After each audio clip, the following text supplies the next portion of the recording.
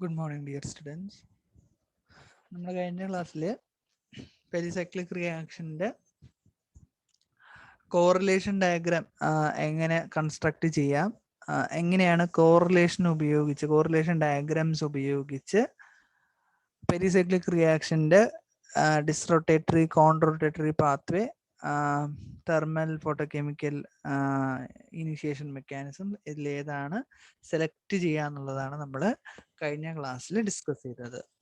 ഇനി നമുക്ക് ഇതിലെ തേർഡ് തിയററ്റിക്കൽ മോഡലായിട്ടുള്ള ദീവർ സിമ്മർമാൻ അപ്രോച്ചും സൈക്ലോ അഡീഷൻ റിയാക്ഷൻസ് എന്താണ് എന്നുള്ളത്, ഡീൽസാൾഡർ റിയാക്ഷൻ എന്ന് പറയുന്നത് എന്താണ്, അതിൻ്റെ സ്റ്റീരിയോ കെമിസ്ട്രി, റീജേഴ്സൽ ആക്ടിവിറ്റി എന്താണ്, ഇത്രയും കാര്യങ്ങളാണ് ഇന്നത്തെ ക്ലാസ് കൊണ്ട് ഉദ്ദേശിക്കുന്നത്.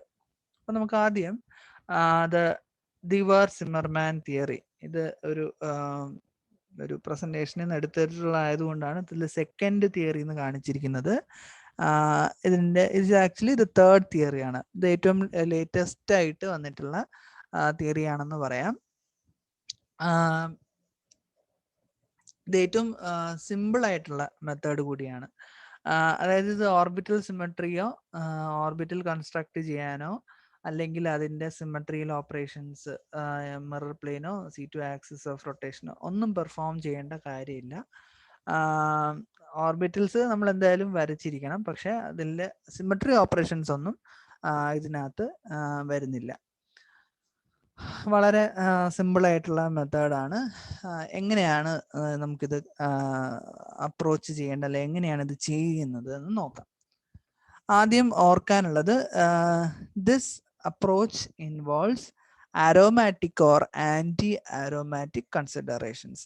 അതായത് ഒരു പെരിസൈക്ലിക് റിയാക്ഷൻ പ്രൊസീഡ് ചെയ്യുമ്പം അതിൽ എന്തായാലും ഒരു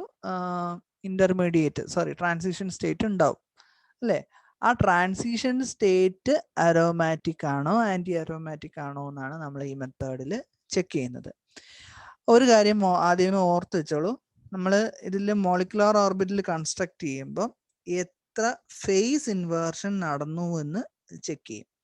എത്ര ഫേസ് ഇൻവേർഷൻ നടന്നു എന്നുള്ളത്, ഫേസ് ഇൻവേർഷൻ എന്ന് പറഞ്ഞാൽ അറിയാലോ, നോഡ്, എത്ര നോഡ് ഉണ്ടായിരുന്നു എന്നുള്ളത് നമ്മൾ നോക്കും. ആ കിട്ടിയ number of phase inversion odd number ആണെങ്കിൽ മോബിയസ് സിസ്റ്റമാണ്, അല്ലെങ്കിൽ മോബിയസ് ടോപ്പോളജിയാണ്. Even number of phase inversion ആണ് കിട്ടുന്നതെങ്കിൽ ഹക്കൽ സിസ്റ്റം അല്ലെങ്കിൽ ഹക്കൽ ടോപ്പോളജി. അതുകൊണ്ടാണ് അതിനെ ഹക്കൽ മോബിയസ് കോൺസെപ്റ്റ് എന്ന് വിളിക്കുന്നത്. ഓക്കെ, അപ്പം എന്താ പറഞ്ഞത്, നമ്മളൊരു മോളിക്കുലാർ ഓർബിറ്റൽ സാധാരണ നമ്മൾ ചെയ്യുന്നത് പോലെ ഒരു സിസ്റ്റം കിട്ടിയാൽ അതിൻ്റെ മോളിക്കുലാർ ഓർബിറ്റൽസ് കൺസ്ട്രക്ട് ചെയ്യുന്നു, എന്നിട്ട് ലെഫ്റ്റ് റൈറ്റ് പോവുക. അപ്പോൾ അതിനകത്തുള്ള നമ്പർ ഓഫ് നോഡ് കിട്ടും.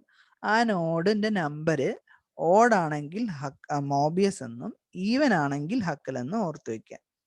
ഓക്കെ, ഇനി മോബിയസ് ആണോ ഹക്കലാണോ നമുക്ക് കിട്ടി. ഇനി മോബിയസ് ടോപ്പോളജി ആണ് കിട്ടിയതെങ്കിൽ അത് അരോമാറ്റിക് ഫോർ 4n ആയിരിക്കും.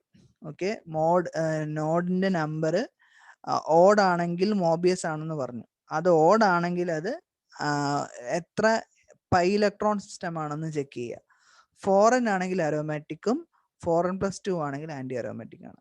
ഓക്കെ, അപ്പം നോഡ് കാൽക്കുലേറ്റ് ചെയ്തു, നോഡിൻ്റെ നമ്പർ ഓഡ് ആണ് എന്നുണ്ടെങ്കിൽ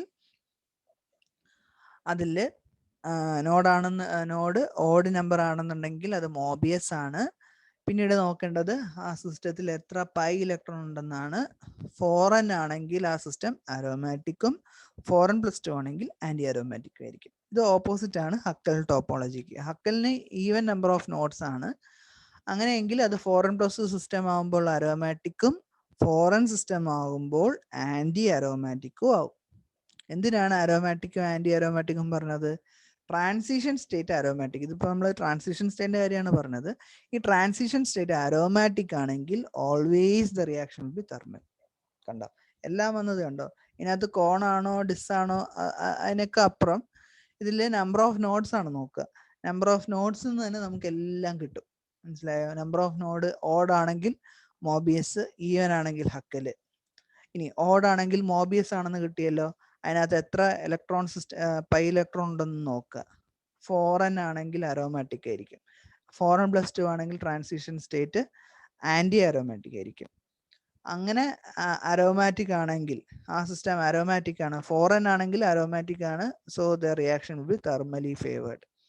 ഇനി ഫോറിൻ പ്ലസ് സിസ്റ്റം ആണ് എങ്കിൽ ആ സിസ്റ്റം ആന്റി അരോമാറ്റിക് ആയിരിക്കും, സോ ഫോട്ടോ കെമിക്കൽ ആയിരിക്കും. മനസ്സിലായോ?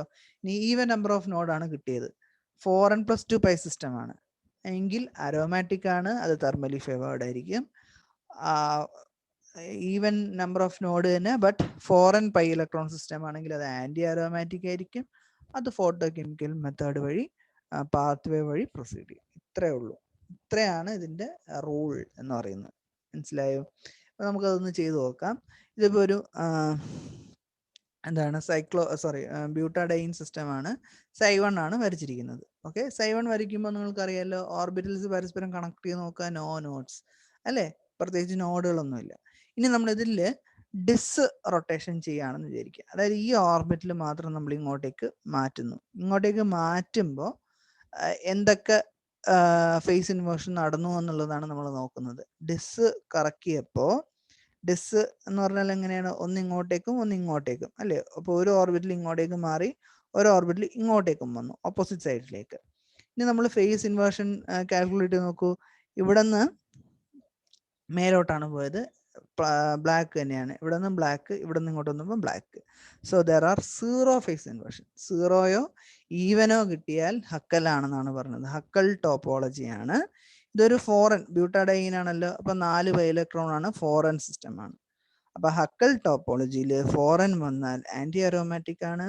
സോ ഇത് തെർമലി ഡിസലൗഡ് ആണ്, തെർമലി ഫോർബിഡൻ ആണ്, അല്ലെങ്കിൽ തെർമലി ഇത് ഡിസലൗഡ് ആയിട്ടുള്ള റിയാക്ഷൻ ആണ്, ആന്റി അരോമാറ്റിക് ആണ് കിട്ടിയത്. അപ്പം ഡിസ് വഴി എന്തായാലും ഈ റിയാക്ഷൻ നടക്കൂല. പിന്നെ എങ്ങനെയാണ് കിട്ടുന്നത്? കോൺ റൊട്ടേറ്റർ ചെയ്യുമ്പോൾ, കോൺ നോക്കൂ, കോണാകുമ്പോൾ ഒന്ന് ഇങ്ങോട്ടേക്കും ഒന്ന് അങ്ങോട്ട് തന്നെ, രണ്ടും ഒരേ ഡയറക്ഷൻ തന്നെ. അപ്പൊ നോക്കൂ, ഇവിടെ നിന്ന് മേലേക്ക് പോയി ലൈക്ക് ലോബ്, ഇവിടെ നിന്ന് ഇങ്ങോട്ട് പോയി ലൈക്ക് ലോബ്, ഇവിടെ നിന്ന് ഇങ്ങോട്ട് വന്നപ്പോഴും ലൈക്ക് ലോബ്. പക്ഷേ ഇവിടെ നിന്ന് ഇങ്ങോട്ടേക്ക് വരുമ്പോൾ ഇമ്മീഡിയറ്റ് വിസിനിറ്റി ആണ് ചെക്ക് ചെയ്യേണ്ടത്. ഇവിടെ നിന്ന് ഇങ്ങോട്ടേക്ക് വരുമ്പോൾ എന്താ കിട്ടിയത്? 1 നോഡ്. മനസ്സിലായോ?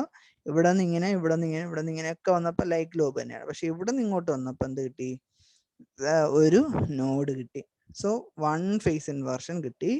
1 ഓഡ് ഫേസ് ഇൻവേർഷൻ കിട്ടിയാൽ മോബിയസ് ആണ്. ഫോറൻ സിസ്റ്റം ആയതുകൊണ്ട് aromatic. Aromatic means favoured. 4 electron in system aromatic ആണ്, അലൗഡ് ആണ്. മനസ്സിലായോ? ഇത് വെച്ച് നമ്മൾ അധികം കളിക്കാൻ നിൽക്കാറില്ല. കാരണം ഇത് കുറച്ച് എന്താണ് ട്രാൻസിഷൻ സ്റ്റേറ്റിനെയൊക്കെ ഇൻവോൾവ് ചെയ്യുന്നുണ്ട്. നമ്മൾ ഇത് വെച്ചല്ല അധികം എക്സ്പ്ലെയിൻ ചെയ്യാറ്. നിങ്ങൾ പക്ഷേ ഈ മെത്തേഡ് നിർബന്ധമായിട്ടും അറിഞ്ഞിരിക്കണം. SCക്ക് ചോദിച്ചാൽ ഇത് എഴുതുകയും വേണം. ഇത്രയും മിക്കവാറും ഉള്ള ടെക്സ്റ്റിലേക്ക് എക്സാമ്പിൾസ് കുറവാണ് ദീവർ സിമ്മർമാൻ അപ്രോച്ചിന്. അപ്പോൾ ഇത്രയും വെച്ച് നമുക്ക് ഈ മോഡൽ നിർത്താം. അപ്പോൾ ഈ മോഡൽ എന്താ പറയുന്നത്? Thermal processes involving 4n+2 pi electrons will be suprafacial അല്ലെങ്കിൽ disrotatory and involve a Huckel type transition state, aromatic transition state, whereas those involving 4 electrons will be anthrafacial or conrotatory and the orbital array will be of Mobius type. ഇതാണ് ഇതിന്റെ രത്ന ചുരുക്കം എന്ന് പറയുന്നത്. Okay, ഇതാണ് third approach ആയിട്ടുള്ള ദീവർ Zimmermann അല്ലെങ്കിൽ Hückel Mobius approach എന്ന് പറയുന്നത്. അതിൽ ശ്രദ്ധിക്കാനുള്ളത് ആ ഓർബിറ്റൽ, മോളിക്കുലർ ഓർബിറ്റലിൽ എത്ര നോഡ് ഉണ്ട് എന്നുള്ളതനുസരിച്ച് ഹക്കലാണോ മോബിയസ് ആണോ നോക്കുക. എത്ര പൈ ഇലക്ട്രോൺ സിസ്റ്റം ആണെന്ന് ചെക്ക് ചെയ്തതിന് ശേഷം അരോമാറ്റിക് ആണോ ആന്റി അരോമാറ്റിക് ആണോ എന്ന് നോക്കുക. അരോമാറ്റിക് ആണെങ്കിൽ ഫേവേർഡ് ആയിരിക്കും, ആന്റി അരോമാറ്റിക് ആണെങ്കിൽ ഫോർബിഡൻ ആയിരിക്കും. ഓക്കെ, ഇത്രയാണ് ദീവർ സിമ്മർമാൻ അപ്രോച്ചിൽ പഠിക്കാനുള്ളത്. ഇനി നമുക്ക് second type of pericyclic reaction. First type നമ്മൾ ഓൾറെഡി പറഞ്ഞു, ഇലക്ട്രോസൈക്ലിക് റിയാക്ഷൻ. ഇലക്ട്രോസൈക്ലിക് റിയാക്ഷനകത്ത് തന്നെ 3 മോഡൽസും പറഞ്ഞു. അതിൻ്റെ അത്യാവശ്യം കുറച്ച് എക്സാമ്പിൾസ് നോക്കി, അതിൻ്റെ സ്റ്റീരിയോ കെമിസ്ട്രി എങ്ങനെ വരും എന്നുള്ളതൊക്കെ നമ്മൾ നോക്കി. കോൺ റൊട്ടേഷൻ ചെയ്യുമ്പോഴും ഡിസ്റൊട്ടേഷൻ ചെയ്യുമ്പോഴും അതിൻ്റെ സബ്സ്റ്റിറ്റ്യൂവൻസ് ഒക്കെ എങ്ങനെയാണ് ഓറിയൻറ്റ് ചെയ്യുക തുടങ്ങിയ കാര്യങ്ങളൊക്കെ നമ്മൾ ഓൾറെഡി ഡിസ്കസ് ചെയ്തു. ഇനി രണ്ടാമത്തെ class of pericyclic reaction and one among the most important is called cycloaddition reaction. അതെന്ന് പറഞ്ഞാൽ സിംപ്ലി എക്സ്പ്ലെയിൻ ചെയ്താൽ addition reaction to form a cyclic product. Okay, addition reaction between unsaturated molecule. Addition reactions between unsaturated molecules to form a cyclic adduct or a cyclic product. അതിനെയാണ് എന്ത് വിളിക്കുക?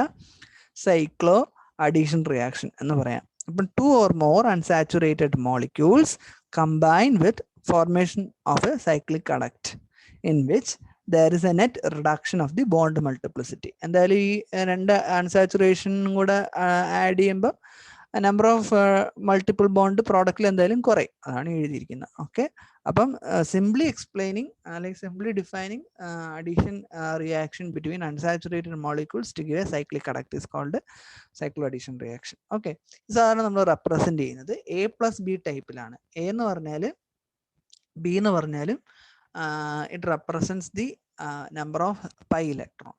Okay, ഇതിൽ എപ്പോഴും ശ്രദ്ധിക്കാനുള്ള കാര്യം, രണ്ട് അൺസാച്ചുറേറ്റഡ് മോളിക്യൂൾ ചുമ്മാ കയറി റിയാക്ട് ചെയ്യില്ല.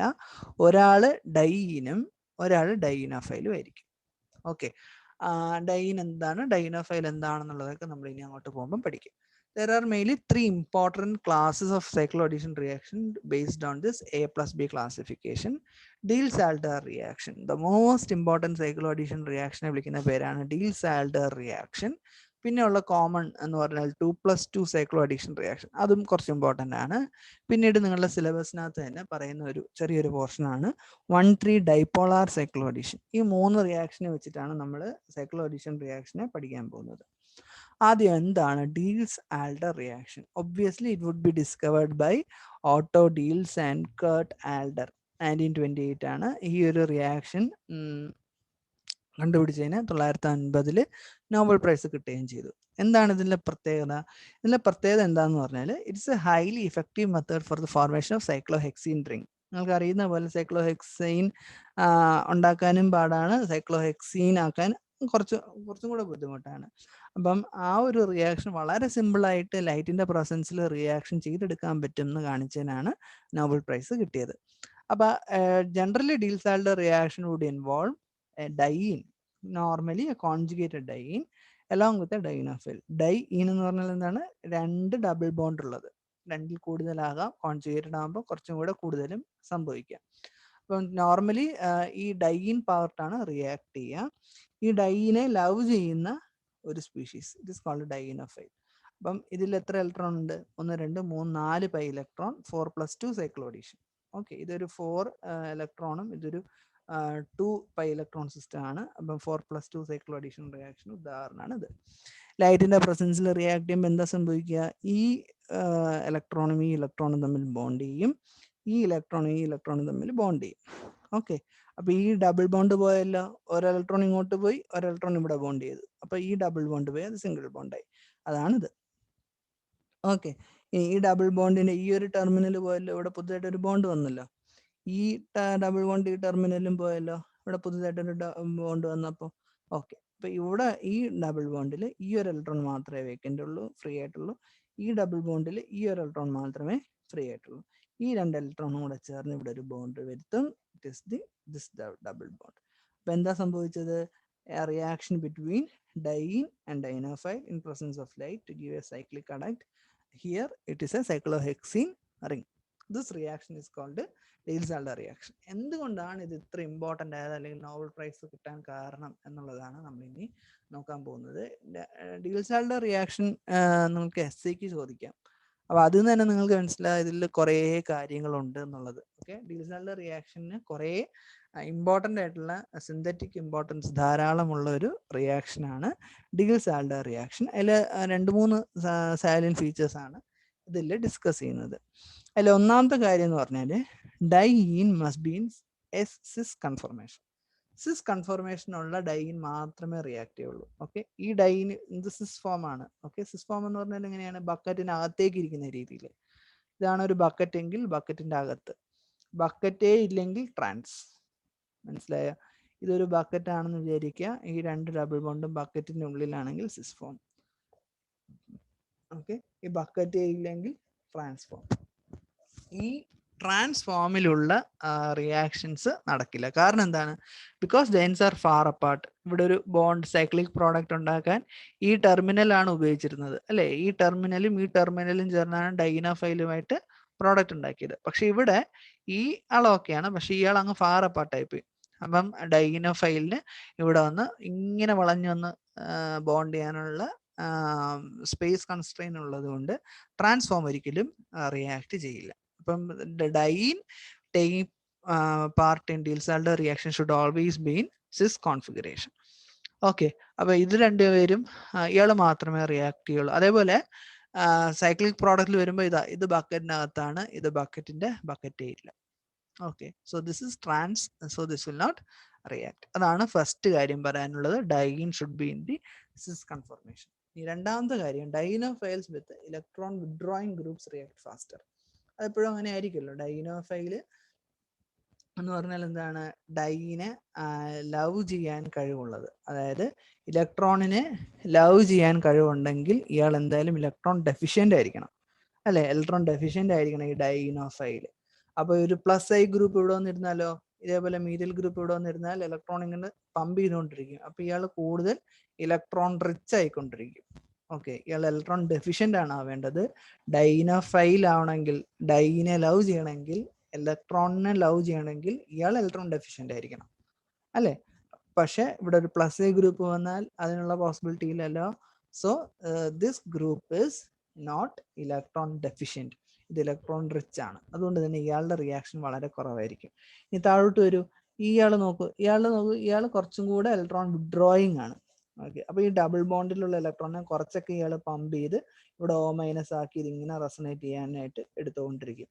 So this will be electron deficient. അപ്പൊ ഇയാൾ കുറച്ചും കൂടെ നന്നായിട്ട് റിയാക്ട് ചെയ്യും. ഇനി ഇയാൾ വരുമ്പോഴോ ഈ രണ്ട് സൈഡിലും ഈ COMe വന്നു.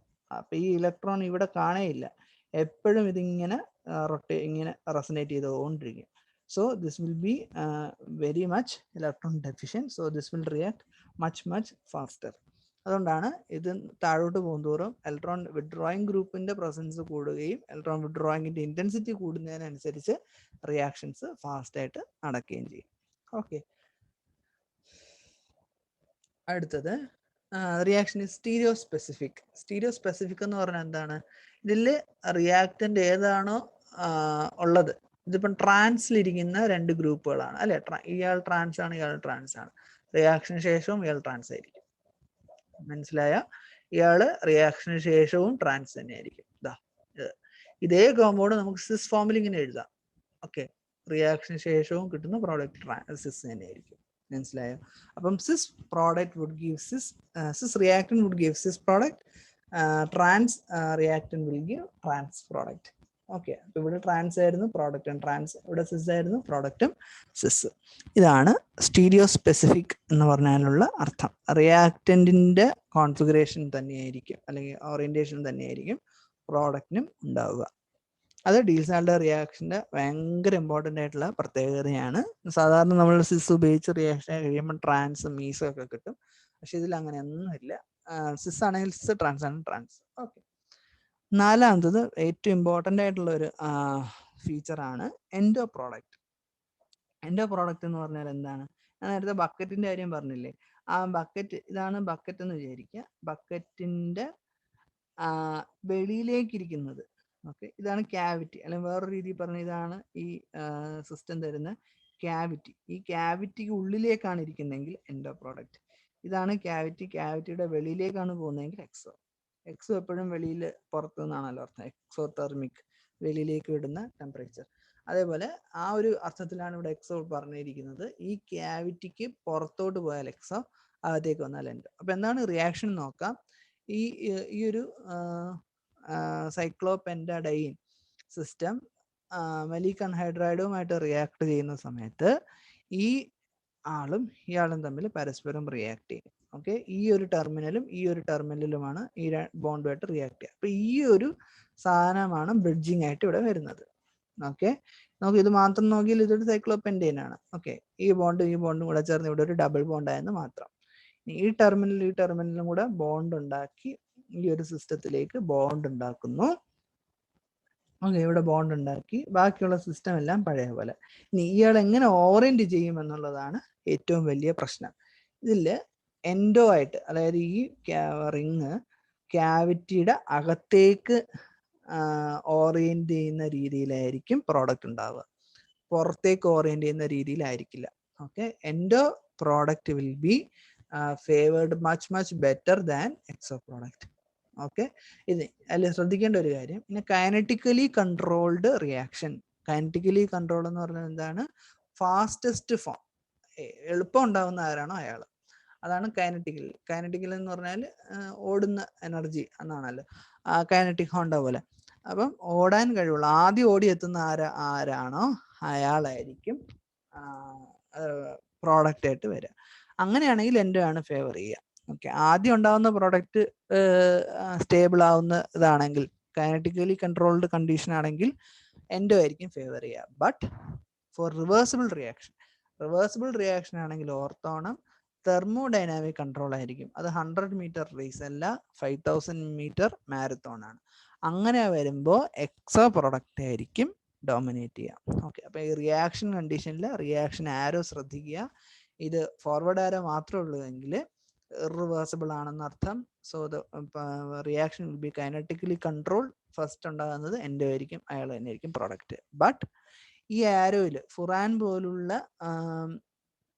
സിസ്റ്റം ഉപയോഗിക്കുമ്പോൾ this arrow would be reversible arrow ആണെങ്കിൽ ശ്രദ്ധിക്കുക, the reaction is under thermodynamic control and the exo product will be the major product. ഇത് എപ്പോഴും ശ്രദ്ധിക്കുക.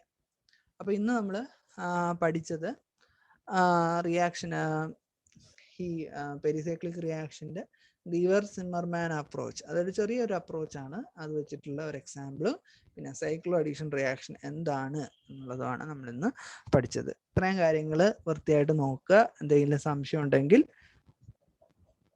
ചോദിക്കാം.